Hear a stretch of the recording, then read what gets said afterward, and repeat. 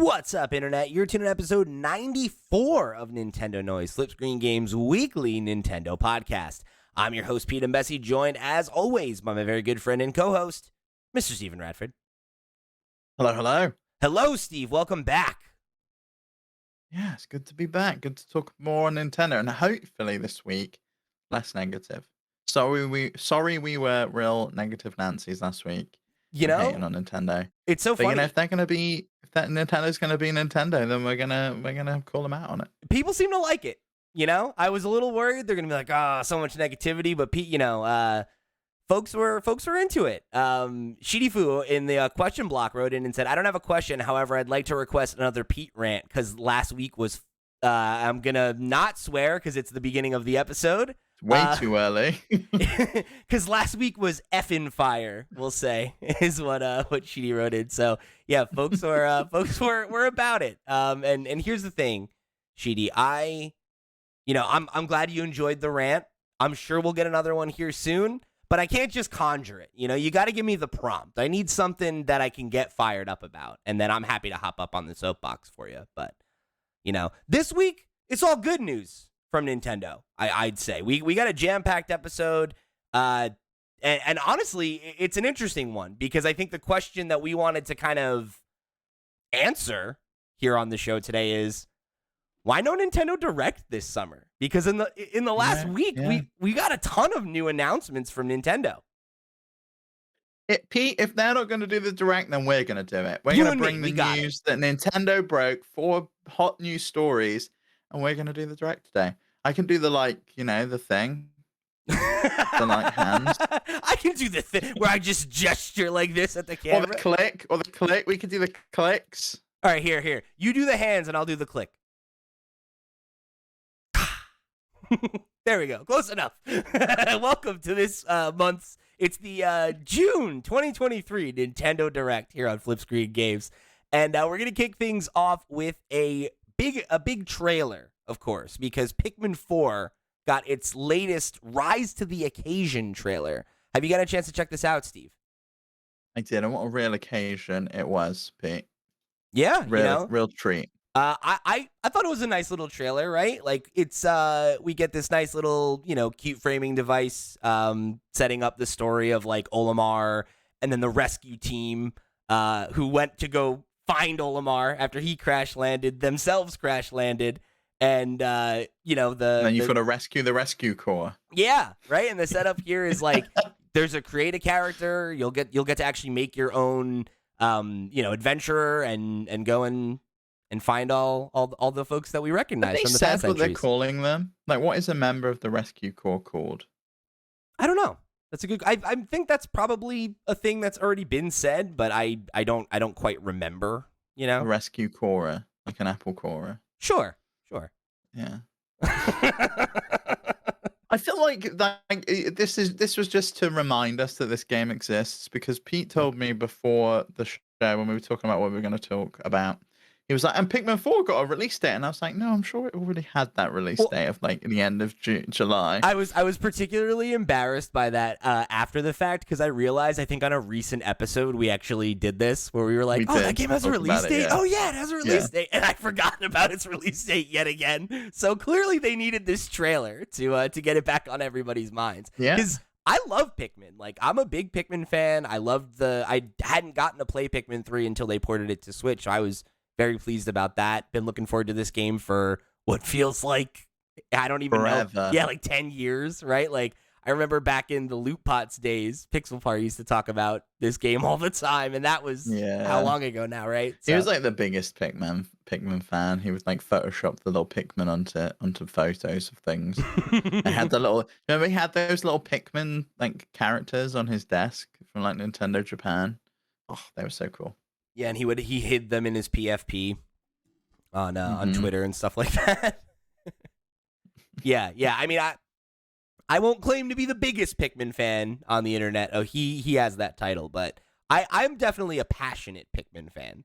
And you're excited about this one because like obviously there's some new changes we already knew about. There's the the new Pikmin that are coming. I think it's the white Pikmin's the new one in this game, right? No, the white ones are old. They originated in Pikmin 2. They like the white one Okay. and the purple one were the first two that were ever added. And then in 3 we got the pink ones, and then I'm not sure what. Is it the black one then? Like I know there is a new Pikmin in this Yeah. one.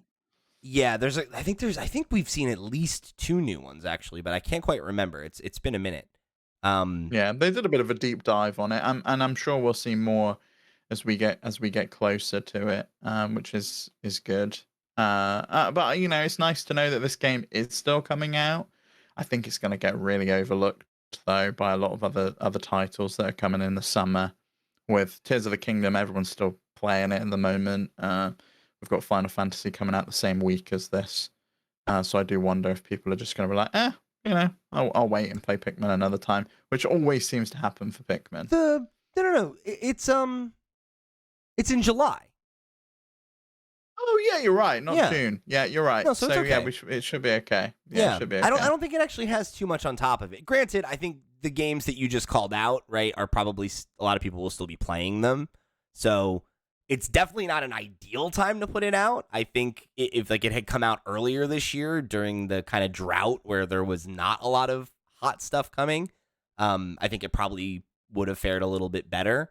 It's kind of a shame that both Pikmin 4 and Advance Wars 1+2 Reboot Camp feel like they kind of got released in a very busy time, and Yeah. Zelda's shadowing over them, and because And the marketing's weird around it, to not include this in a direct and to just shove it on Twitter or on YouTube, Yeah. just be like, here's Pikmin, get excited for the end of I mean, July, and we we haven't did really have the got that direct already build up though. for it. They did talk about it more. They did have a deep dive on it. It's not in the same way as like Tears of the Kingdom though, where Yeah. they were amping people up for it. And they're not seeing it as the same caliber of game, which is a real shame. I think Pikmin deserves that.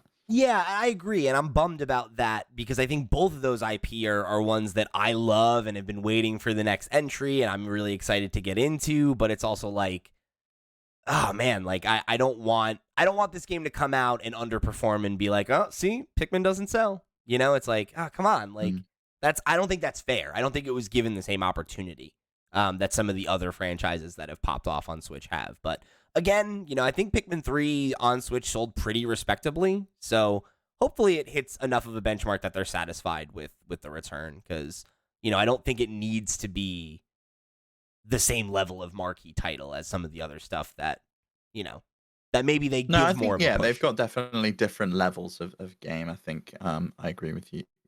There. I know you said you played Pikmin 3. We had a question from Armo over on Discord who said, "I'm looking to play Pikmin 4. Should I play 3 first?" I didn't play Pikmin 3. What do you make of that? You think is worth playing? I think those are two different questions. I think it's worth playing. Pikmin 3 is a really good game. I enjoyed it a lot, and I would definitely say it's worth anybody's time. But I also think that, it's June and Pikmin 4 is out in July. So the idea, if you pick up Pikmin 3 now and play it, you might be a little Pikmin'd out. And I don't think you necessarily need to do that because, there is a loose lore in Pikmin, but the broad strokes of it are that It's not why you're playing it. You're playing it for puzzles, right? Yeah. That's the reason. and the broad strokes of it are pretty understandable, and they're pretty quickly communicated to you, right? If you watch the trailer that we were just showing in the back, right, and you understand okay, I know who Captain Olimar is from Smash, right? He was the protagonist of the first 2 games. The squad in Pikmin 3 are some of the rescue mission folks. I think it's those same groups of people with a few new people. And I mean the plot of every Pikmin game is more or less the same. This one's actually a little bit different, right? But the whole thing is that the planet that Olimar's people are from is low on resources, so they fund these missions to go out into space and find stuff. And Olimar crash lands on the planet where the Pikmin are from, and collects a bunch of resources, and they help him fix his ship and get off the planet. And every other game since then has basically been, we're going back to out into space to get more resources or to rescue Olimar or do this or do that or whatever, right? So you're kind of And caught it's the up. same thing here, right? Except you're Yeah. rescuing the rescuers So this I time would around. say, don't. I think play Pikmin 4, and then if you liked Pikmin 4, pick up Pikmin 3 later, because each game is different enough, and there is growth and iteration within the systems, but they all each kind of have their own flavor, and they're like in 3, you control a big group of characters, so there's a lot more like doing things across the map at the same time, and which was a thing that they introduced in 2, but then they built on in 3. So like you could go back and play any of them, and I think they're still fun and hold up. And you're not going to be like, oh, 4 is so modern, I can't go back to 3. I don't think you'll have that experience. So buy 4 when it's new and show your support for Pikmin 4. That would be what I would suggest you do, so we get a Pikmin 5 12 years from now. Yeah, maybe. I think if this doesn't sell as well as I don't know. I don't know what their expectation is for Pikmin at this point. Like, do they expect this to be a multi-million seller? I don't really Probably know. not, right? Like, I don't think that's necessarily the expectation for it. Yeah, I'm trying to look I up the guess we'll Pikmin find 3 out. sales right now, just so. Yeah, Pikmin 3 Deluxe sold 2.23 million copies, which is. If it can, I think it probably surpassed that. Yeah. And I think that's fine. I think that's if fine. if It's it lands acceptable. somewhere between that like 3 to 5 million space, like I think, Yeah, but it's not 10 million in 3 days like Tears of the Kingdom, though. No. It's never going to be. but it doesn't need to be. Not to stick around and be successful anyway. Mhm. So definitely go pick up Pikmin 4 Armo. I would highly suggest it. And to everybody in the community, if you haven't played Pikmin for yourself, I know it's not the most popular Nintendo franchise, but it's a great one. If you're into puzzles, if you like RTS, I think you should check it out. Are you going to get Pikmin 4? I know you played No. Tinykin and everything. You like those games. Tinykin's great, but now I'm not going to pick up Pikmin 4. Not at launch, anyway.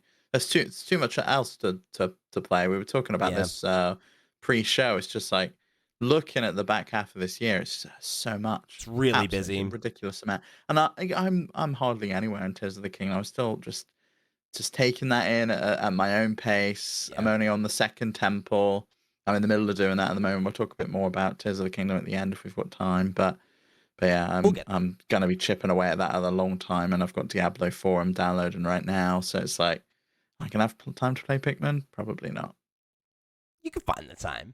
It's not that long. I could if I really wanted to, but it's not one of those games that I was like, oh, champing at the bit to play Pikmin 4. I can't wait. It's not really. It's not my franchise. It's Steve, not my what game in the same way that Diablo 4 and Tears of the Kingdom were. What I would love for you to do, though, maybe you buy some Nintendo Switch vouchers. You just get it. You get the game. You play I it don't late. think they exist in the UK. The vouchers I don't think exist in the UK. Just buy it, though. Buy it. I want them to make another Pikmin, Steve. Please help me out. Yeah, maybe. I'm but going to buy Diablo for you, okay? Please. Oh, okay. Yeah, well, that's fine. Yeah, maybe. I think you're buying Diablo because you heard the reviews and you heard it's a really good game. But I mean, I if wanted you to wanna play it convince, before the if reviews. you want to convince yourself it's just for me, then that's the only way you can justify playing it. Fine. As long as you play it, I don't mind. Look, I mean, it's less that I'm trying to justify it to myself and more that I just really, really want them to make a Pikmin 5. So I need your help right now. I need you to shell out your hard-earned money on this game. Yeah, fair enough. I mean, you were also telling me the GameStop credit you got, you could just buy 5 copies of this game. So Yeah, but then how am I going to pay for Diablo, Steve? All right, let's move on to the next one because this is a big story. I think any other week we would have let off with this if not for the fact that a Pikmin trailer literally dropped today. But Nintendo of America, and I mean every one, but this is the one I saw, tweeted All out the Nintendos. about Apart from Nintendo Russia, they'd had nothing to do with it. that's a whole other thing. We're gonna I'd love to report on that one of these days. But they announced that Everybody's 1-2 Switch is a real video game. Which is and they didn't cancel it. Horse shit game exists. I cannot believe that this game finally came out. This, I think, was on my predictions list last year, that it would finally come out and that they would release it. Yeah, I think it was. And I'm so annoyed that they waited until June the following year. Maybe they fixed it in that 6 months period. Who knows? Maybe. I don't know. It's interesting. So I mean, and if you're not familiar, because I know we talked about this with Max a couple weeks ago, and he was like, "What are you talking about?" But we reported on it. I mean, we didn't even we reported on the report on it from Imran Khan, formerly of Fanbyte, back beginning of last year, I think it was, right? Yeah, maybe It even was. yeah. Oh, it was last June, so it can't have been one of my predictions. Did you predict it this year?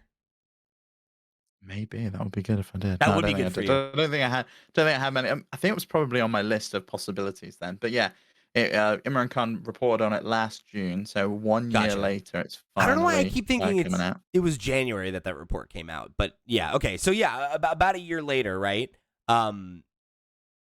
We got the confirmation, and of course, I believed Imran's report, so I'm not surprised that this game exists. It's more the way in which they revealed it that I think is just so weird that, you know, it's this random tweet, and it's like the least excited tweet ever, right? It's hashtag everybody12switch is coming to hashtag Nintendo Switch on 6/30, period.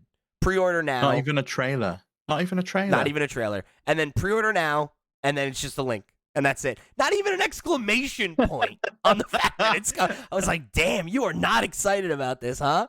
And well, the people in the promo picture look very excited. It's like, you know, they do, I guess. It's like women laughing alone with salad, but they've all got Joy-Cons in their hand. And then the other, I think, also here's another thing, Steve. Are you looking at? Pull up the store page for me real quick. And look at how I've got it. There's only 2 images, and one of them is the promo thing that you just mentioned, and the other one is just like a rant. They're just people just sitting, like holding Joy-Cons. Yeah. It's like, what are you guys doing? I want to know, like, what's the deal with the horse dude and the phone? Like, he's holding a phone, and I don't know what it says on it. And like, is there a phone element to this? There is. Yeah, you can use like it. All of the people on one half of the screen are using their phones. Yeah, and all of the ones people have on the Joy-Cons. left are using Joy-Cons. Yep. Yeah, they've confirmed that phones can be used as controllers. It says, mix up your next get-together with the Everybody 1-2 Switch game. Grab some Joy-Con controllers or smart devices for team-based games that are easy to set up and feature everything from balloons to aliens and more. People at your next party can get moving and show off their teamwork in this multiplayer mashup. A mix of games and modes to keep you on your toes. Use Joy-Con controllers or smart devices, team up, and let the games begin. Split into teams and see which group can win a certain number of games first. Many games have several variations that change up the rules or add extra challenge. Maybe the problem with the testing on this game is that people weren't shit-faced. And if you play this at a party after you've done shots of tequila, maybe it'll be a fun experience. But yeah, I don't know. Based on what Imran Khan was reporting last June, nobody thought this was a good game. Based on the marketing and the fact that we don't know what mini games are in there, we don't have a trailer. I am not holding out much faith. I mean, for this dude, title. put all that aside, right? Like, this game is out on the 30th. There's none of that stuff. It also costs $30. This is like the least money that Nintendo has ever charged for, you know, full price game. Yeah, yeah, like what should have been a quote unquote full price game initially. That shows they have very little confidence in it, I think. And again, the fact that they announced it this way and that it's like, yeah, it comes out between Tears of the Kingdom and Pikmin 4. Pre-order it if you want. I don't know. Don't talk to us. Mental. Absolutely mental. So I want to... It's such a weird logo as well. Like, it doesn't even match any of the Switch branding. No. I would look at this and go, who made this game? I'd be like, Ubisoft. This is one of the Ubisoft crappy party games. You are not the first person I've heard say that. That's so funny. It really does have that, like, stink on it. Yeah, it's like the Ubisoft sport game or bloody Just Dance. That's what this looks like. It does have it's Just Dance with a horse. Oh my god. This horseman is gonna haunt my fucking dreams, dude. Like, this I always wanted one of those. This has got to be the thumbnail, right? Like, just it's like, what the fuck? I've always wanted one of those. I find them so funny. I don't know why. The masks, just the horse masks. Yeah, because they're funny. So fun. Yeah. Just my if they'd have got this and then got like Will Arnett to do the voice and it was like a BoJack Horseman riff, I'd have been on board. The idea of Nintendo being like, we need somebody to voice the horse mascot. Who do we get? Will Arnett. This game's $30. No way. Oh my god. That's the biggest question I have. Is like, he's the host. Is like, what does this nightmarish horseman's voice sound like? Like I cannot not imagine Will Arnett with his like really gruff, husky voice. That's what the horseman sounds like in my mind right now. But I bet he doesn't. I bet he sounds like, Cookie, who always voices some of the Jackbox games. Oh, okay. It's he has like a real like, well, everybody, welcome to 1-2 Switch. Yeah, it's gonna be like that. Do you think he's gonna be like a horseman, and they're gonna really lean into the fact that he's a horse, or is it just? Is he gonna neigh? Yeah, like, does he have like a Mr. Ed kind of, Wilbur? Is he gonna have like a braying horse voice, or is he just a man with a horse head? I have no idea. It's unsettling that he has hands to me. I know that's a thing with BoJack as well, but a horse not having hooves, there's something about it. It's just a little weird. Yeah, it's weird. It's very weird. So I'm going to pull in this question from Andrew Valentine from the Discord. He said, pitch your best/stupidest mini games for everybody's 1-2 Switch, i.e. Joy-Con kicking, Joy-Con throwing, Joy-Con boiling, etc. Sub-question, why are non-casual gamers so angry about the existence of this game when it's not been made for them? Okay, my stupidest... I think people are like really excited about the existence or angry about the existence of this game because of Imran's coverage, right? And like the fact that this even exists and came out. People stuff, didn't love the original 1-2 Switch either, so I'm sure that doesn't help its reputation. Yeah, that was a weird launch title. But also, to just answer that question, right? Like, why are non-casual gamers angry about the existence of things that are not made? They do it all the time. Look at the reveal of the Switch Lite. I remember someone writing into the show and being like, "Who is this for? This Were console?" they really angry about that? That's yeah, so I funny. remember people saying that. Like, what a stupid idea! And it's like, obviously, this doesn't exist for you. It's not made for you. And I think it just comes to this sense of like, a lot of core gamers do have this kind of like entitlement attitude that like everything, like games are for us, right? For the club of gamers, ignoring the idea that like, that's not been the case for a long time. Nintendo's been making casual products for moms and grandparents and, But I think the fear was that was the Wii U, right? And the Switch would be a replication of that. And I think maybe that's why 1-2 Switch got a bit of a bad innings at the start. But it also just wasn't a great game from what I can tell. Yeah. To answer the other question, my favorite would be, and I think they really should do this, is they purposefully make your Joy-Con drift. And so you then have to go through like a maze or a puzzle or some kind of horrible course and figure out a way to get through, even though your Joy-Con's going off in some random direction. So everyone can experience Joy-Con drifting because it's just a wonderful thing that Nintendo's gifted us. It's a solid one. I gotta tell you, Andrew, once I learned that there's a mini game in here where you play spin the bottle and you have to just give a compliment to the person it lands on, I don't know that I could come up with a stupider game than they've already come up with for this game. So I'm gonna abstain, and I guess we'll be playing spin the bottle by the end of the month. Would your favorite compliment be? I really love the color of your new pastel Joy-Cons. Oh, Steve, what a transition!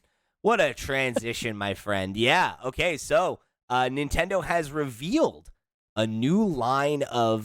They said we're gonna kick off a stylish summer, Steve. A stylish summer with new pastel Joy-Cons. What do you think about these Joy-Cons, Steve? Because I gotta say, I'm with Nintendo on this one. I think they are stylish. I think they're beautiful. I really want the pink and yellow set. I think they're lovely. Do you know what? I kind of want the pink and the green, but of course they're not mix and match. You've got to buy the pink and the yellow or the purple and the green. I will die, and die I want the mad, pink and the green. die mad that Nintendo committed to this idea. And the whole like, I love oh, it. you I think use it's the so good. individual Joy-Cons as controllers, so like but it's like, I don't ever do that. I'm one person. I just want them to match. It drives me insane. And like, see, I have a friend who I had to send the European version of the pink and green Joy-Cons to. I'm we got that the opposite person colors. where I came this close to importing a set of those because I wanted to do that. And it's just like, this drives me nuts because I like all 4 of these colors. And I would buy individual sets of probably all 4 of these if they were, okay, you know what? Actually, guess what, everybody? Here's the rant. I got the rant for you, okay? We found it. We found it, Shitty. This drives me bananas, okay? I just want to buy a set of Joy-Cons, and there are like 5 they've ever made that are monocolor, and I own almost all of them. Well, they've even phased out the grey ones. They don't exist anymore. So see you later. But you get white ones now. Yeah, they're gone. They don't make those anymore. Wow, that's kind of cool. I think they replaced them with the white ones when the OLED came out. It was like, oh, we're not going to bother with the white grey. ones are cooler. We're going to do white instead. But still, it's just like, I just want to be able to get any of these in a regular set. Why don't they have the like design lab? Xbox design lab. I but don't for know. Joy-Cons. I guess they hate Where money, I go in Steve. and I go, I want to pick this with this color slider bar, with this color like rope on it. Like, it would be so good. You don't even have to customize the actual Joy-Cons themselves with different button colors or anything. Just let me pick like a Joy-Con color and like a slider bar color so that they like look really cool. And I can pick 2 the same if I want, or I can pick them separate if I want. Or just let me buy a left one and a right one separately. And maybe I'll pay like a $10 premium on it, but just let me pay separately. Because sometimes only one of them's drifting and I just want to replace it. It's really nuts to me that Nintendo, a company that, you know, you think of as like, oh yeah, like they love to sell me tchotchke stuff and make money, right? Like, why is this it's such a baffling strategy behind this? Because it's like, there's an entire cottage industry online of people selling shells and replacing them. And why? Why don't you just sell me them in every color? Like you said, I swear to God, even if they weren't going to give you like the ability to go in and make minute changes in the design labs, how hard would it be to go and just give me a color wheel and let me pick any hex color? I don't think that's what they should do. I think genuinely they should take, and this is one time I think that people should take a page from Apple's playbook. Apple every year do seasonal colors of both their iPhone cases and the Apple Watch straps, and you can only buy them in that period of time. And then they go away forever, and you'll never get them again. That would be the way that they would sell so many Joy-Cons. People would be like, oh, I really want this color, but it's going to disappear after summer. And you go, shit, okay, all right, I'm going to buy the 2 pastel pink ones. And just let me buy them for that period of time, and then move on to a different color set. Do a winter palette. Do a fall palette. Like, imagine like a gorgeous, like, orange, sunburnt orange and like brown set for fall, and I can like swap them out, and I can customize my Switch based on the season or based on how I'm feeling. That's what they should have done. That's how they got me to fill the case full of Amiibo, right? It's like, you guys know how to do this. You're so good at selling things at a timed exclusive capacity and getting us to bite on stuff we wouldn't have bought otherwise. And then when I want to do that, you refuse to let me. Just let me love you, Nintendo. Why? Well, anyway, speaking of Joy-Cons, Steve, it's a momentous occasion today. Because about a year and a half ago, one of our Patreon producers, one of the longtime listeners of the show, that Doc guy, I sent Doc a set of Joy-Cons that I owned that had begun to drift. It was my mismatched blue and red colors that I hated, and I sent them to Doc. Doc replaces the shell with this awesome, Game Boy Advance, purple. Purple. I think it's officially indigo, right? That's what indigo. This was my main set of Joy-Cons for a long time. until they then started to drift again. But when Doc sent them, Doc told me that there was a message inside the left Joy-Con. There was something inside for me. Steve knows what it is. I still don't know what it is. I talked about it, I think, 2 weeks ago on the show that I was going to open it, and I had a custom tool that's in front of me right now that had the head that was supposed to match this thing, and I still couldn't get the dang thing out. So I bought a set of Ghillie Kit Joy-Cons to replace and fix these. Nice. So that I can have, a proper setup again and have them work. But that came with the screwdriver I needed. So I can finally open these Joy-Cons and I can finally fulfill the promise I made to Doc so many times here on the show. So I've already taken out the screws. It's already done. All I have to do is open it. You can see me doing it here now for the first time. All right, everybody? Let me make sure it's in the shot. We need the Zelda music. Okay, I don't want to rip anything. What are we looking at here? I don't Probably see... going to be on the back panel, right? It's on the back panel? That would be my guess. Yeah. Oh, I see. It says, Doc is cool, Pete is a boomer. Look at this little smiley face, you little cheeky son of a gun. Oh, no. Hold on. The whole thing's falling apart now. All right, let's see if I can While get it's open, just take the rest of it out and put your sticks in. It'll take you like 2 seconds. I don't know if you can read this, but there you go. No, definitely not. Well, post a picture in the Discord. Post a picture in the Discord for everyone because people have been waiting for these to be opened over there. For ages now, yeah. I know even Stevie Yaki wrote in and said, I want Joy-Con opening this week. Well, I did it, okay? It's done. I did it, all right? And now I'm going to put it back together for right now. Yeah. And I'm gonna do a swap on the sticks and everything, and I'm gonna do a tutorial on it because I know people were interested and they wanted to see how it gets done. So I'm gonna get to film that this week, but it's Summer Games Fest, so if it's not this week, it'll be the next week. It should be a pretty easy project. So Don't forget to recalibrate your sticks after. It's an important step that people forget. I certainly would have. So thank you for the reminder there, Steve. So yeah, keep it tuned here. I'll show you guys how to install a new Ghillie Kit set, which involves taking your whole Joy-Con apart. So it's also how you would replace the shell. So you'll have a nice little twofer on that one. So yeah, Doc, thank you. Okay, I'm not even gonna get fired up by your little prank because you know what? You did the work in the first place. So He's a real hero. You earned it, and I made you wait this long for the satisfaction. So there you go. You get it. I hope it was worth it. Now Doc's gonna be chasing me for things instead. Speaking of which, that Doc guy wrote into our question block just like you can. By writing into us at questions@flipscreen.games or joining us over on the Discord and said, talking of things that haven't been done in a long time, despite saying that people will get back to them, when are you getting back to Ocarina of Time, Steve? You know, I've finished it, so I don't need to. Wow. Great game. Loved every second of it. You love lying to the people, huh? I'm never playing that game. I did not enjoy it.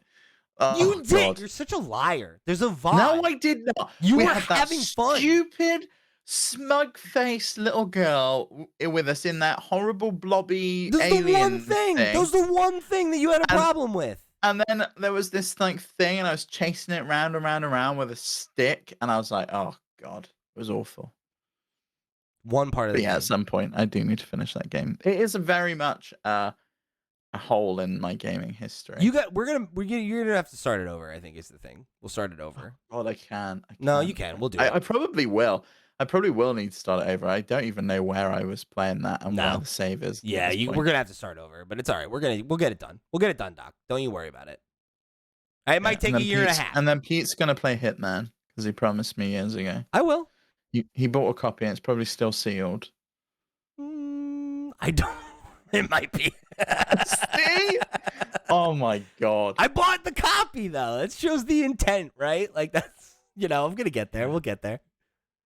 Okay. Anyway, let's jump into the last update on the direct that could have been side of things, which is that we got some updates coming to Nintendo Switch Online for the NES, the Super NES, and the Game Boy with some brand new games and some pretty hot ones on this list. Oh, wait. Oh, sorry. I didn't mute the video. There we go. Okay. So, this is so funny, too, because this is another one where like they just threw this video up on YouTube and it looks like it's pulled right out of a direct, right? Yeah, I know. It's got the thing at the bottom. It's so annoying. So annoying.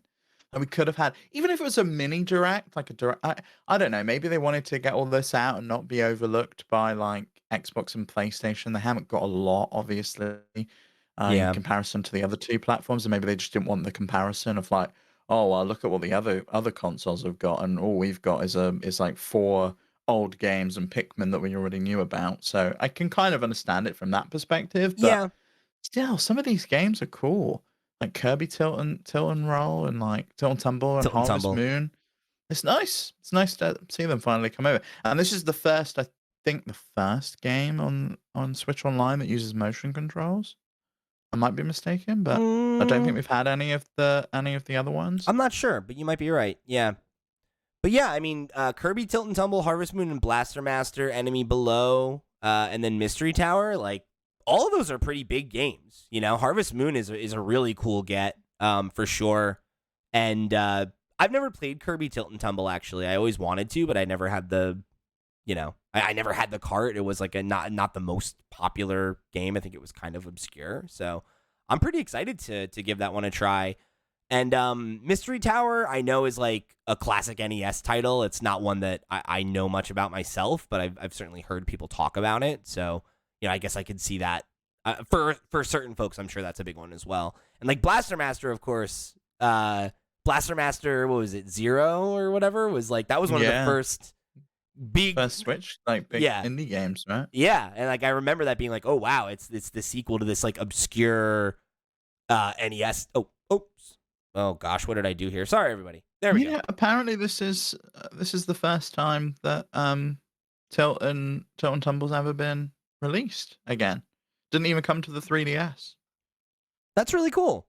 You know, like that to me is like what I want to see them use NSO for. Like that's a really cool thing to give access to this game that, you know, I'm sure a lot of people have heard about or maybe seen video of or whatever, but not ever gotten to try out for themselves. Yeah, I think this is one of the expensive cartridges as well for the Game Boy. So even if you were playing it on actual hardware, the kind of cost to entry just to try it out was pretty prohibitive. Yeah, from what I remember. Yeah, that makes sense. It's cool to see Harvest Moon as well. Like, I how many people have played Stardew Valley and not played Harvest Moon? And I wonder if people look at it and go, "Hey, that looks really familiar." Because you can very much see the inspiration for Stardew Valley. It's interesting too, because it's like I do wonder how many, like, there's a whole generation of gamers that know Stardew Valley that probably are totally unfamiliar with Harvest Moon, right? Yeah, 100%. It's really, really cool. Yeah, great game. I mean, definitely, absolutely a great one. So yeah, this is a good batch. I think this is one of the better batches we've gotten in a while. And it's cool that it's like spread out, you know, like I feel like a lot of times it's been like, oh, like here's a batch of new Game Boy games or new N64 games or whatever. I kind of like that it's a little bit of one in each of them. A new Game Boy game, a new Game Boy Color game, and an NES game, an SNES game. Like, you know, you get one across the board. Yeah. I would really love to see them commit to a release schedule like that, where it was like a little bit more like PS Plus or something, where it's like you knew you were getting, you know, I'm going to get one game on each platform every month, you know, 12 a year. Yeah, they'll run out pretty quickly. It's interesting that they still manage to find NES games and SNES games, even all these years later. And yet we don't have some huge titles on Game Boy yet. No Pokemon games there. We don't have Wario Land there for Game Boy. I think there's still Metroid Fusion missing, although that may have come now. Yeah, that one remember. Did come. Yeah, I think that one got added. But there's still so many games missing that are like huge titles on those platforms. Yeah, and I mean, I think it's unfortunate that they don't seem to be interested in spending money to license games that are iconic on the platform, but that they don't own the rights to, like something like Mega Man or Castlevania or, you know, Final Fantasy. Those titles. And it's like Chrono Trigger. I get that it's tough because like we just had like the Final Fantasy Pixel remasters. So like the Square wanna have it available on this service when they're trying to sell remakes, and I'm sure that is a big part of it and why the virtual console honestly died, right? Was like these companies seeing that they could make money leveraging their classic IP in a different way, but it would be nice to see them make those inroads and try to get more of the library on there. But even so, like if they released one a month and then eventually we hit a point where they're like, hey, there's no games that we own the licenses to left, sorry, then it's like, okay, at least we got the whole library. Like at least you got I everything. mean, that's what happened. That's what happened with Xbox. It was like, oh, we're calling an end to the backwards compatibility program because we can't get licenses for any of the games. This is the last batch, but they basically did everything that they could. But there's still so many first-party games that aren't on these platforms yet, especially on the Game Boy side. And I know they want to trickle release them in the same way they did for NES and SNES, but it would be nice to have some of them. I'm still waiting for Wario Land 4. That's the one game I really want on Game Boy Advance. It was, in my opinion, the best game on the system. I'm sure it'll come soon enough.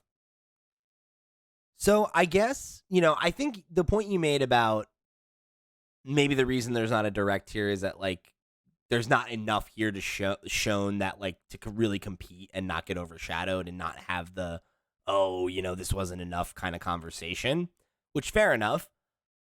But I guess it's interesting because like there's still so many projects that we know are far away, and like it feels weird that they're just not willing to say anything. And I guess it's maybe that they've been bitten before by announcing stuff too early and they want to avoid hyping people up for stuff that's not imminent when they do have imminent things that they want to give attention to. But or do you think that maybe there's a lot of games that they're holding back for the next console release maybe that we think is coming in 2024? Yeah, and it could be as simple as that, but it's kind of a weird one. Yeah, but I mean, there's still DLC to come, right? We know that Mario Kart's still got some DLC up until the end of this year, so they could have shown some of those off. The Pokemon DLC, is Xenoblade all done now? Or is there one more outstanding? I think there's one more. That? Yeah. So, and I can imagine they could do some Fire Emblem DLC for Engage.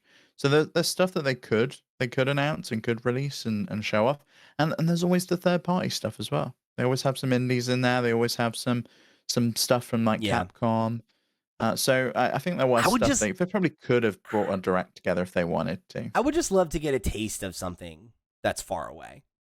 I feel like they won't do that again. I really don't think we'll ever see that again. I know, and it's such a bummer. Like everybody's gotten so like tight, to the chest. I mean, Nintendo did it with Metroid Prime 4. I think that was the problem. It's we're working on Metroid Prime 4 and it's coming out, and then they had to do the embarrassing U-turn. I just don't understand. Like, I feel like there's a space between those two things, right? Like, you don't need to do the Bayonetta Metroid Prime 4 thing where you announce it like 4 or 5 years before it's ready. But like, it would be cool to be like, I don't know. Like, we know that we don't know. There's the rumors that there's that Donkey Kong game in development, and that there's this team that's been pulled to make new Donkey Kong projects, and they want to push that character and make him more relevant again. Like, it would be neat to get a tease. For the movie, yeah. Yeah, right? And like again, he's in the theme parks. Like they're trying to bring him back in a big way. It would be neat to at least get a tease of like there's a new game coming, right? And like whatever that is, and let us speculate. But like just give me something, I want something to chew on, man. Yeah, I get that. But then it's a fine line. It's a fine balance of we know, because we had this conversation about Xbox. Oh, we've got all of these games. We've not heard anything about them in forever. Yeah. Are they ever going to come out? And it's like, you don't want that with the Switch either, especially as it's coming towards probably what is wrapping up at this point, ready for the more powerful console. And I also don't think they want a repeat of Breath of the Wild, where they announce it on a previous console. And everyone's excited about it, and then they have to change feature sets so there's like parity across the two with the like inventory on the gamepad and things like that, and it becomes like the last game on that system and the first game on the next system. I think they probably want to hold back and show it in its best light. It really makes you think about how close what's next is. That they're increasingly not giving us new information and checking off the boxes of the stuff we already knew was coming. Yeah. It's interesting. Speaking of which, I definitely want to address this one because we did have another question from Andrew Valentine that we said last week we were going to talk about this week, but we're already long in the tooth on the episode, and this question is a meaty one. So we're going to save it for, I think, a main topic next week, considering there probably won't be much Nintendo news to talk about coming out of Summer Games Fest. They gave it all this week. This is when Doug Bowser shows up at G3 and it's like, yeah, we've got Switch 2 and it's coming out next week. And then and we're all like, oh shit, okay. What? Yeah.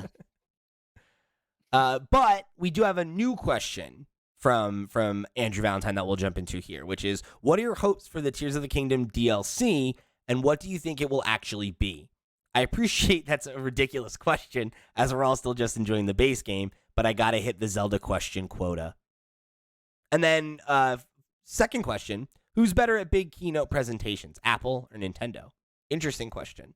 Yeah. Let's start with the keynote presentation question, because the Zelda question from Andrew will transition nicely into our closing the show out with talking about Tears of the Kingdom again thing.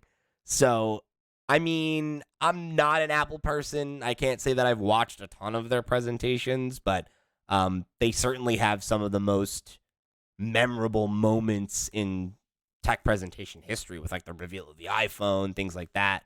So, I mean, they certainly bring it, but I have to give credit to Nintendo for developing the Nintendo Direct format. Like years before that became the industry standard, and them being a company that we generally think of as being behind the times and slow to adopt, and not, they didn't really get the internet in the early days, and, they were very hostile to like, streamers and content creators and stuff. So it's like, for a company that you think of as being like somewhat old fashioned and sometimes even backwards, the Nintendo Direct was an extremely innovative thing, and every other player in the space has copied them. And nobody else has done it as well as they have either. No one else has got the branding right. State of Play sucks as a brand.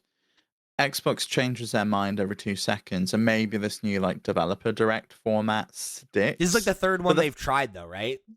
Yeah, but the fact that the direct moniker has kind of become the standard, even Xbox adopting it for developer direct, we get the wholesome directs. Like, people know what that means. Even if they're not a Nintendo fan, I feel like they know, oh, a direct is like a presentation. I'm going to watch it. It's going to be like a pre-recorded thing. Having said that, I think nobody does big presentations as well as Apple. Their production value is insane. It must cost them in the realm of hundreds of thousands, if not millions, to do what they do with their presentations. The presentation this week, which we spoke about on Flip Screen Games podcast, about the Apple Vision, some of the stuff that they were showcasing and demoing in that, like, it's so cinematic. It's like watching a movie. It's ridiculous at some points. There's no way that Nintendo spends that much money on it. I remember, like, even their E3 presentations, it was like Reggie in a house, and he'd just be stood in front of a green screen and was like telling us like, oh, these are all the games coming. But they spent a lot of money on the show floor. Yeah, but I much prefer the presentation format that Nintendo has, where it's like, it's segmented, it's chaptered. I know that if I don't like this game, there's going to be something coming next. It's like snappy highlights and kind of headlines, and I think that really works. I think that's a really great format for revealing games and news about their consoles. For sure. And like having personalities to anchor it. Right? Like you mentioned before, right? Like it's like we had Reggie back in the day. We had, Mr. Iwata for a while. They still trot out Miyamoto from time to time. But now we have Mr. Furukawa, and like we had the Nintendo Treehouse team. And, like they do a good job of like couching it in voices that you recognize and like giving it this very like, it's clean, it's precise, but it also has like a friendly element. It feels casual, it feels inviting, and they did do really fun creative E3 presentations back in the day. Like I'm reminded of like the one with all the puppets, right? Obviously that was very iconic. There's the one where they teamed up with the Robot Chicken team and they did the whole thing in that style, and like Just Oh, what was the one with the Reggie with the laser eyes? I was about to as say well? it That was a the good bit where one. the journalist was like, "Tell us about Mother 3," and Reggie electrocuted him with his laser beam eyes, Yeah, which that was had been good. like a meme before that or whatever, right? And then like every time they would cut back, he kept electrocuting the guy, even though he was already dead. You know, like it was very silly, but fun, memorable, right? Like that you could count on them to do something different and offbeat, even in the years where they were, struggling. I think they lost some of that though. I don't know when, because I do remember some of the dorky shit that they did, like the Wii Music thing was Yeah. awful. Just like them just like shaking fucking nunchucks and Wii remotes. It was horrendous. But then like in the Wii U era, it was so boring. Like if you ever looked back and rewatched that Wii U presentation, it's so clumsy.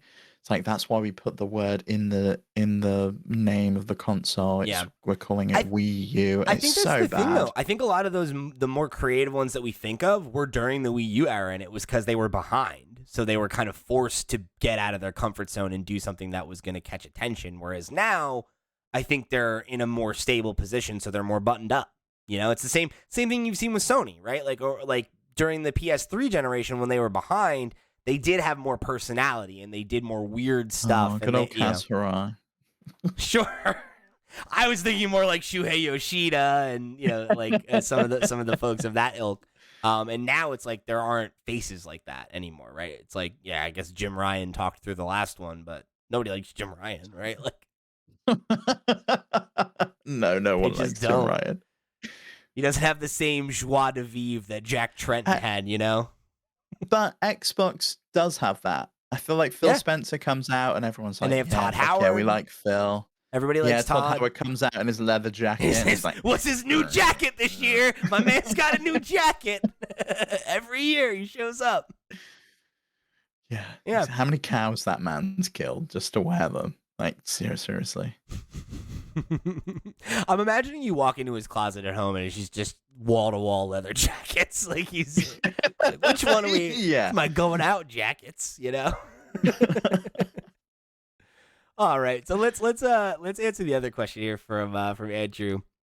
In terms of Tears of the Kingdom DLC, it's tough for me in terms of what my hopes are for it because I didn't play the Breath of the Wild DLC, which I'm sure is sacrilegious to many, but coming off that game, by the time that came around and everything, I just didn't feel the draw to get back into it. I felt like I had kind of gotten my fill, and Some of the stuff should have been in there from the beginning. The travel medallion, the heroes like footstep thing. That's all in Tears of the Kingdom, isn't it? yeah, And even the motorcycle. Well, I've got vehicles in Tears of the Kingdom, so like, do I right. really need any of that? The story stuff, I guess, was pretty. But I feel pretty like the good, and like, story you in this explored a bit game is more of that. better, right? So it's Yeah, deeper. me So it's too. like I don't know that I need DLC for it because there's so much to do here. Like I've been playing it for almost 100 hours, I think, and I just finished my second temple. Like, do I need Oh, another? which one did you do? Was it Fire. the fire one? Yeah. Yeah, that's what I'm doing at the moment. Okay. We'll talk about that in a second. So yeah, I don't know. In terms of what I think it'll actually, I don't even know if we'll get it. We I might. don't want it. I I don't mean, need it. the word on the street was Tears of the Kingdom started out as DLC for Breath of the Wild, and I would much rather them just concentrate and work on the next game and just like Yeah. move on to what's next, like what is after this. Because I don't think they can use the same map again. I think it is No. time to move on to something else. I like the visual style, I like the puzzle elements, but I But would like to see them it's time do for something something new. different. Yeah, I don't want Zelda to just become sequels to Breath of the Wild. That's exactly how it got stale in the first place. Hmm. The chasing ocarina of it all is, I think, what made them need to do Breath of the Wild. So I would, even if it's the same style of game, open map, open choice, everything, that's great. But like, set it somewhere new, right? Like, Yep. let's do a Majora's thing. Let's go somewhere that's not Hyrule. I'd be happy to go back to. Well, I don't know where Link's Awakening was set, but get Mario in there in a chain chomp. I'd have a great time with that. Yeah, there. I haven't found it yet, but there is a character from Link's Awakening that is supposed to be in this game, which is Oh, very exciting. interesting because that whole game is a dream. So it's like, what the hell's up with Yeah. that? Very interesting. I don't know. I would love something like that. I think it would be cool if they would just do something where, or like, again, there's a bunch. There's that one. There's Majora's. There's Minish Cap, which, I mean, it's like kind of dual leveled there. But like, I would love to see us do something where it's like, let's get away from Ganon and Hyrule and even Zelda and, go try something somewhere else and, play with that a little bit. We'll play as Zelda. Everyone's been asking for it. Maybe that's the time. I mean, you wouldn't hear me complaining. Maybe that's the DLC. I've not finished the game yet, so I don't know how it ends. That's interesting, actually, now that you mention that, because that could be it, right? Because, okay, I think we're deep enough in the Tears of the Kingdom era for me to say this thing, which is a spoiler if you've not played the game at all. So if you have not played the game at all and you don't want to have anything spoiled for you at all, I'm giving you the out. The rest of the conversation here is going to get a little spoilery. Okay, I hope you've gone now, or you're sticking around and you don't care, because it's not a big deal. You know how in Tears of the Kingdom, obviously, after you finish a temple, you get a companion, or like while you're doing the temples, you have a companion. Maybe that's the DLC. Maybe I don't know, right? Like maybe there is like a thing where you get to go on a little adventure with Zelda. That's what they did with the DLC in Breath of the Wild, was we found out more about each of those kind of companions that you got in there, the champions. You got a glimpse into their stories. I could see that. Maybe I'd be fine with that, but I would like to see and explore more of Zelda's side. But I've not done any of the memories. Andrew Valentine, thank you for DMing me the thing in the game that tells you the right order to look at the memories, because now I'm going to watch them in the right order. You need to go do that. I was waiting for that. You need to go do that. Well, I've got to finish this temple first. After the temple, I implore you to go focus on that. After the temple, I'm pausing on this game and I'm playing Diablo 4. God, you're killing me. You're not even going to finish this game, are you? Probably not this year. I don't know. You're not going to finish this game this year? We'll see. We'll find out. I'm more excited about Diablo now than I am about finishing Tears of the Kingdom. That's an insane take. We need to just move on. I can't even fucking focus on that right now. I can't. I'm really sorry. Earth Visitor wrote in and said, I want more Zelda talk. So we're going to keep the Zelda talk going, all right? Because I can't. Yeah, what about that dress? Wow, she's so elegant. And why is she walking around volcanoes in it? Like, seriously. Well, Steve, if you go and do the memories, you'll know. Honestly, though, like, I have to wear some weird ass ugly armor that I had to save up all my rupees for, so I could go buy it in Goron, so I could then go down into the volcano. And she's gallivanting around in this like cotton dress and has no issues whatsoever. And you don't think there's anything suspicious about that? Oh, it's very sus. Yeah, very sus. You gotta watch these memories. Steve. Yeah. You get some clues. She's peddling those like meaty stones. She's loving life.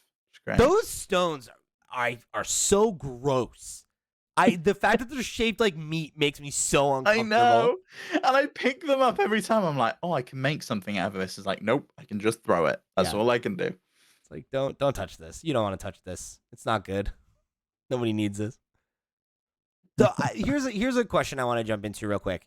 This one comes from Left Eye Lazy. You said, do you guys use any of the amiibo in game? Would you recommend any? I heard that Epona is locked behind an amiibo wall. I do use them. Yeah, I have most of the Zelda amiibo, but I also have a set of cards that you can buy on like Etsy or whatever. Hey, don't condone piracy on this podcast. I'm not condoning that. I own all the amiibo, right? Like I'm. Don't come at me about the piracy question. But here's the thing, also, Steve, like, as a collector, is there an Android app that you can like fake it? Yeah, there is. But as a amiibo collector, right? There's some of them that I keep in box. So the ones that are in box, I can't scan the natural way. So to do that, I got the little cards that have the chip in them, so you can do that. Yeah, all of my Zelda amiibo are in their boxes, and I will not be taking them out because they look so great. And so I've not used any of the amiibo. But I was thinking of doing it because I've just been selling all the armor I pick up that I'm never going to use, and you get a decent chunk of money for it. I was like, could I not just get the armor with the amiibo and then sell it, or do they stop you from doing that? No, you can. So yeah, I would recommend them. A lot of the like Link amiibo, like they'll give you outfits from the the classic games. Like I got and you can get them in game without the amiibo. But like I have the tunic, the full tunic from Wind Waker, which has been like my main thing I've been wearing, unless there's like an environmental reason for me to change. Oh, so you're not wearing the creepy Link's Awakening plastic things? I haven't found that one yet. Yeah, I haven't found that one yet. I do have that amiibo. I have 2 of that amiibo. Yeah, you though. can scan it. I have and one you where can it's out scan of the box, amiibo, so I can't should you? go do that. Yeah. Because the cards I have are from like the Breath of the Wild era that someone gave to me, so I don't have any of the newer ones. But I own them, so I could do it. I think they are worth using for that stuff. You'll get a lot of like resources, raw resources as well that you can use if you are behind on money or anything like that. It does give you a little advantage. Epona is locked behind an amiibo wall. You do need to scan to get her. I think it's a tough one because like she's a really great horse. She has max stats and she's immediately loyal and everything. And obviously it's Epona, so there's that X factor. But she can't tow and she can't be customized. I've sod her then. No, I don't want that. So, my horse Pizza is a real trooper, and I'm loving it. We've got Pizza, Hot Dog, and Moira all stabled at the moment, and they're Nice. great horses. That's the thing, right? Is like there are better horses that you can find in game. But if you're really attached to like I want to have Epona, then yeah, go for it. The Link Smash amiibo does it and everything. So, she's one of the easier ones to get. I'm sure you know somebody that has it, right? So, yeah, I think they're worth using. I don't think they're game breaking. They just kind of give you some cool stuff, and a lot of it is stuff you can find in the world. So, if you don't want to spoil that for yourself, then maybe avoid them. But there are a couple, I think, exclusive items you can only get through scanning the amiibo. That's fair enough. I mean, that's always the case, right? It's not like functionality is really locked behind it this time. I mean, I guess maybe Wolf Link was in Breath of the That's Wild, true, but yeah. That it's doesn't not work anymore, like though. it's not like Metroid Dread, where you got the ability, I think it was to save anywhere or fast travel anywhere. It was something unlocked in Metroid Dread. And it was like, oh, they're locking stuff behind a paywall and I've got to pay extra Yeah. for the amiibo. That always sucked. But if it's just additional cosmetics or whatever, then I'm fine with it. I think it's cool. Yeah, or even like the Wolf Link. It's like, that's not a thing you need, right? Like, it's a cute Mhm. little thing, and you'll either enjoy it or you won't. So yeah, I think it's worth looking into what you can get from them, and if any of them are something that you want to shoot for, then go for it. Also, I got them all, so let me know what's up, Matt. Yeah. So aside from that, you said, and we're getting a little long in the tooth, so we won't go too long here on the Zelda conversation. But you said that you're chipping away at the Fire Temple. Have you done much else since we last spoke? No, I don't think so. I haven't really had much time to play. But no, I've just been going to do the fire temple. Oh, I got a load of shit down in the depths. I got a bunch more. I did 2 of I got auto build. Did I talk about this last time? I don't remember if you mentioned auto build. I know we talked. Well, you know Well, what? I think you may I've have, got because I auto remember I build. mentioned my auto build trick of how you can like. Oh yeah. Well, I've got that, but I've also got a bunch more schematics that I found, and I'm having a great time with it. It's awesome. It makes the game so much easier, and I It feel like really it's something does. that should have been like pushed forward a lot sooner. Yeah, I did, because I said I've maxed out my tablet, which I've done. Right. Okay. So like I'm just chipping away at it slowly. It's a game that's going to be a slow burn for me. I'm not eager to finish it. I kind of do want to eke it out in the same way that I did for Breath of the Wild. Like I was playing that all year. Yeah. When it came out. I did the same thing. I remember I was playing it originally, and then I was playing it alongside Horizon, and then I stopped so I could finish Horizon, and then I went back to it, and I kept dipping in and out of it like over the course of the year. And I think I'll probably do a similar thing this time around, but I think I'm going to be a little more direct with it, because now that I've gotten the second regional event done, I'm gonna, I think, focus on that a little bit and advance the main story and kind of finish all I that think stuff. even those make the game easier. They fact do. That in the Fire Temple, I've got this dude that I can now break down rocks. I don't need to carry a hammer with me at all times. Yep. I'm going to be able to carry him anywhere and just slam down walls, which is going Yeah. to be so much easier. So that's why I think I want to just commit now, because I've done a lot. Like I filled out the map, I did all the memories, I maxed out my stamina, I have over 10 hearts now. Like I've done a lot. I think I've done 70 of the 120-ish. Yeah, it feels like it's time to do a run then for finishing up those temples. So I think the move now is to finish the temples out, and then I'm gonna, like, slow down again, right? Like keep doing side quests, doing whatever, because I worry that if I roll credits on it, I'll feel emotionally done with it, and I won't want to continue. That was my problem, yeah, was that once I did the castle in Breath of the Wild, I was like, oh, I've seen the end. I've seen that Yeah. white screen come up, and that was enough for me. And then I did go away for a long time, but the DLC did draw me back in once I got because the heroes map really shows you where you haven't been to Yeah. find those final shrines. You're like, oh my god, I can't believe I missed that whole section. Yeah. So, and that's the thing is, like, I kind of want to extend that part of the experience, because, like, the first time I played the game, or what I should say is when I played Breath of the Wild, is I didn't go to Ganon until I felt I was emotionally done with the game, and I was like, I'm ready to be done and put this down and not come back. And that's what I think I want to do, is I want to get as much as I can out of it, and then cap it off by finishing and letting that be the end, rather than like doing it and then being like, I'm in end game, let me keep exploring, let me keep doing this, let me keep doing that. Unless there's like specific post game content that you can only do after that, I think I want to kind of just wait to do that. But I'm getting there, like I've done a lot of this stuff. I've done a lot of the side quests. I've done a lot of the side adventures. Like I finished all the Great Fairy stuff. I've done a lot of the town specific stuff at this point. There's not that much in the like side category that I haven't made a really serious dent in, and I don't necessarily see myself 100%ing the game, but I think I'm going to get a lot closer than I did with Breath of the Wild, because I am just so in it, and I don't feel like I've burnt out on it at all yet, and I've played it for like almost 100 hours. So I think I'm in it, and I'm going to probably do one more really big push now and hit a lot of the big stuff and kind of get that out of the way, and then have it be the game I'm dipping back into for the rest of the year, and then cap it off, when I run out of stuff to do, or when I'm done with it, Yeah, no, I think that's the best course of action. That's probably what I'm gonna do. But I know after the Fire Temple, I'm taking a pause. Gonna play some Diablo. We're gonna probably stream some of it, but I will go back to it. I'm away for a week in at the end of this month, and I think Diablo needs to be online, so I'll probably be playing Tears of the Kingdom all that week. I think that's probably the best route for me. Yeah, and also, like, I don't want it to end. Like, I know that there's a very real chance that I may only play this game once, right? Like, really play it.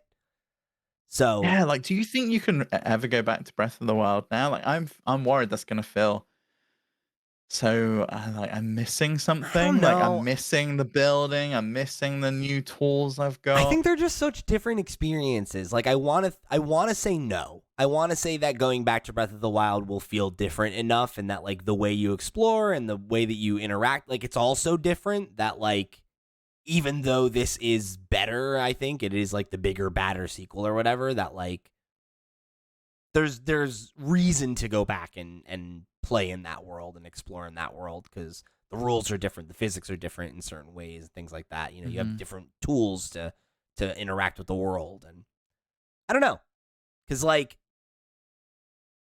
I definitely think it's probably diminished my desire to go back and play it, because I did feel like, oh, I want to go back and play it before Tears of the Kingdom, but we both were like, well, let's not do that, right? Like, let's not burn out. Let's go into. I'm really this glad game. I didn't. Really glad I didn't. And I don't know, because there are certain games like that for me where like I do go back and play them again and again, and there's some where it's like, nah, you just do it once, and like that's the experience, and going back never feels the same, right? And yeah, maybe there'll be enough time where I can come back to these at some point and they will feel fresh again, but I think this playthrough is going to be the playthrough for probably a very long time, right? So I want to really savor it and enjoy it and take my time with it, and eke out everything I can out of it. Because I think it might be my favorite game ever. It's I can't get enough of it right now.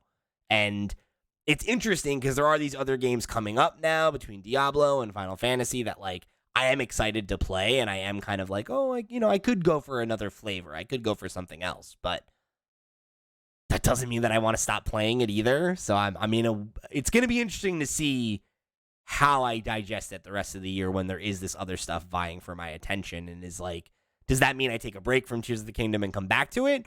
Or do these other games that I thought I was going to be really excited about end up suffering because I'm just not as interested in playing them as I am in playing more Tears of the Kingdom? Mm-hmm. It's going to be an interesting one. I know. Like, are you even going to have time to play like Final Fantasy, or are you always going to be thinking like, could be exploring Hyrule right now? And then it's like finishing up those temples. And I really want to double back and play Jedi Survivor, right? Like I really liked the first one of that. I'm a big Star Wars fan, and I'd like to get in there as well. And like that's also a big, long, meaty game. And it's like, am I gonna have time for all these? I don't know. I really don't. I want to really get my fill out of all of them. It's tough. Next year needs to be quiet as hell so we can finish the games from 2023. Quiet as but Jesus, like what happens when Nintendo drops the new hardware, Steve? I don't know. Yeah, I'm expecting a new Mario game next year. And maybe Metroid? Yeah, I could take a leave 3D Metroid. I want another 2D one. Get out of here. Be dismissive. I could take or leave it. You didn't like 2D Metroid before this one. You gotta try it. I love 2D Metroid now, but you're right. You didn't before. Shouldn't dismiss it. You gotta try it. Yeah, but you didn't like Souls likes either until you played Elden Ring. Yeah, but more and more, I really just don't like the first-person perspective as I play more and more games. I think that's maybe a conversation for another show, though. That does feel I very much prefer third person. Yeah. Okay. Well, we'll have to save that one. But for what it's worth, Tears of the Kingdom, it's Game of the Year, gang. Like that's, I don't know. It's one of those things where I feel like I don't know what else I can say about it, but also I have nothing but things to say about it. I could talk about that game forever. Yeah, there's always something new to find. Also, look, listen, bud. Just come here real quick. Lean in, get a little closer. No disrespect. I'm very excited to play Diablo 4. I'm sure we're going to have a good time with it. You're kidding yourself if you think that anything but Tears of the Kingdom is Game of the Year. No, I know. Come on. Come on. But in the same way that God of War was your Game of the Year last year. Exactly. I think Diablo 4 is my Game of the Year. But I know the ultimate Game of the Year is Tears of the Kingdom. It just is. It's like that's no disrespect because like I'm confident Diablo is going to be great. I'm confident Final Fantasy is going to be a good time. But Tears of the Kingdom is a masterpiece, and I don't use that word lightly. So, thank you to everybody who wrote in for this week's show. Lots of great news, lots of great questions for the question block. Remember, next week we're going to be jumping into another question from Andrew Valentine, all about Nintendo's hardware and how much it matters what's under the hood when they can create experiences on the caliber of Tears of the Kingdom, the Game of the Year. So make sure you write in with your thoughts on that subject. Do you think that Nintendo's hardware needs to try to catch up and keep pace with some of the other guys? Or are you content for them to stay in their own lane as long as they can continue to deliver masterpieces like Tears of the Kingdom? And then remember, we've got our Summer Games Fest coverage is popping off this week. We are going to be live when on June 8th, we'll be live with the Summer Games Fest kickoff. We'll be live on the 11th with the Xbox Bethesda showcase, and we'll be doing a 30-minute pre-show before each stream. We'll stream the entire thing live over on YouTube, and then we'll do our reactions, an extra episode of Flip Screen Games podcast after both of those, as well as a Summer Games Fest roundup the following week for all of the other events. So we got a lot of extra content coming down the pipe this and next week. And then we've also been talking a little bit about Nintendo over on the Steam Deck podcast this week and the Dolphin emulator and everything. We'll have a follow-up to that report on that show as well. So lots of interesting conversation, lots of Nintendo-related conversation going on in places that are not here on Nintendo Noise. So if this is the only show on the slate that you usually check out, I implore you to go check out our sister shows this and next week because we got some good stuff cooking. So thank you again to everybody who wrote in for today's show. Thank you guys for tuning in. If you want to be a part of the show, write in for yourself, all that good stuff. Flipscreen.games. That's the website. Come join the Discord, write into the email address, however you choose to get involved or get in touch. We thank you for tuning in to another episode of Nintendo Noise. For the crew, I've been Pete. He's been Steve. We'll see you next week.